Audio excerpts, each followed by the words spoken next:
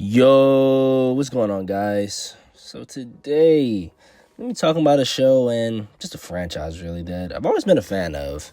I haven't really talked about the Boys franchise much on this channel, but it is one I have always really liked. Oh, in this review, we'll have some slight spoilers, so yeah, just be warned.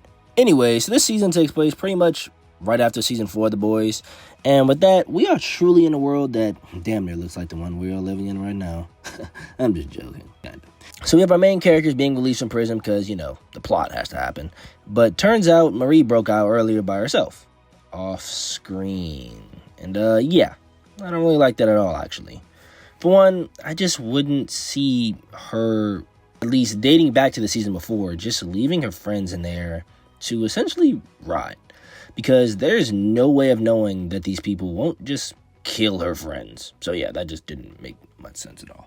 So dating back to what happened to the other friend, yeah, that just doesn't make any sense. The main characters of the show are doing pretty damn good job from at least what they're given. And they all deal with their, teen or, I guess, college angst, if you want to call it that. But no, the show does do a really good job at depicting the different traumas that these characters have and the demons that they're all going through. They make it known that it is okay to be vulnerable with people, and everyone goes through their own shit, and I applaud them for that. The show also did a really good job of handling the tragic death of Chance Perdomo. I really hope I'm saying his name correctly. They handled it really well by weaving it into the story in a really believable way, and really having it anchor a lot of these character arcs of these people here. I was wondering throughout the season, though, how the plot would have changed if he was still with us.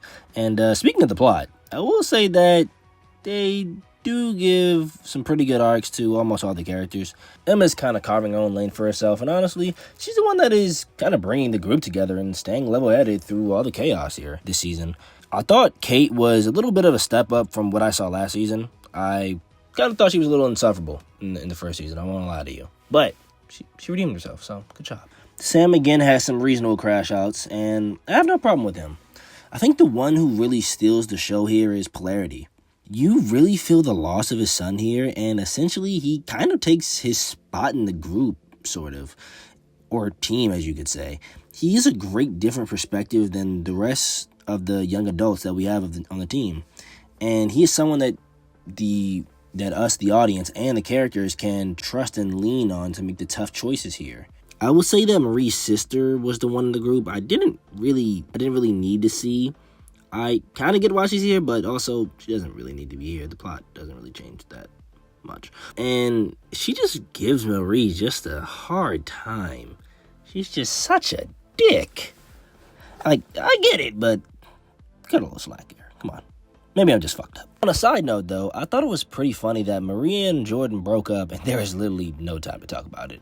It wasn't even mentioned again the rest of the season. It's like, yeah, we don't have enough time for that shit. Sorry about that, guys. But also, going back to Marie, though, I thought that some of the ebbs and flows that our character was going through were kind of a little weird to me. Well, I guess I just wasn't really vibing how she was just so unsure of herself.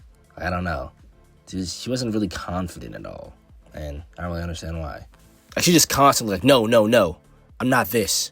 No, I don't want to be that. No. I am not special. Like, Marie, you can bend blood. Have some confidence. I don't know, hey, maybe that's just me.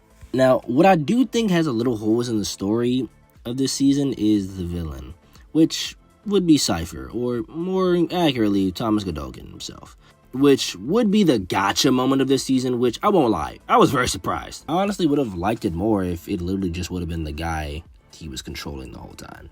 Because at certain points of the story, Cypher, this guy just fucking knows things. Like, he knows fucking everything. And it's not really quite explained. Like, he just knows that Marie is searching for answers. He knew that they were in the archives looking for him. He knew that they were spying on him. But, like, how? Can he read minds? I don't think so. He is shown to be able to control people, but he can't just flat out read minds, so how the fuck would he know so much about what's going on? I don't know, it's really strange. If I'm wrong, someone can tell me in the comments, but hey, that's just me. But in general, I was also just more connected to the guy who had been getting controlled the whole time. When Godolkin was shown to be the real villain, I was like, oh, nice. it was a nice whoa moment, but that was pretty much it. Because I'm just not a big fan of usually of villains where, oh my god, it wasn't him the whole time. It was actually him. Ooh. Like, nah, I was kind of vibing with the first guy. He had some aura. This second motherfucker, I have no attachment to him. So when he inevitably is defeated, I don't really care. Okay. Okay, that was kind of a lie. I did feel pretty relieved when his head got blown off. That shit was funny. But also with this, there's also a thin line and a grace of... There's also a point of when you are working in a universe setting, certain things will happen, and you're just like, well, why isn't this character here? And because if something along the lines of the fucking creator of this school and major scientist came back from the dead, essentially, from about 80 to 100 years ago, then yeah, I believe Homelander would definitely be pulling up. This motherfucker's not that busy. I mean, shit, he pulled up when the entire school started to fight. Well, why can't he pull up now? But hey, those are just my thoughts.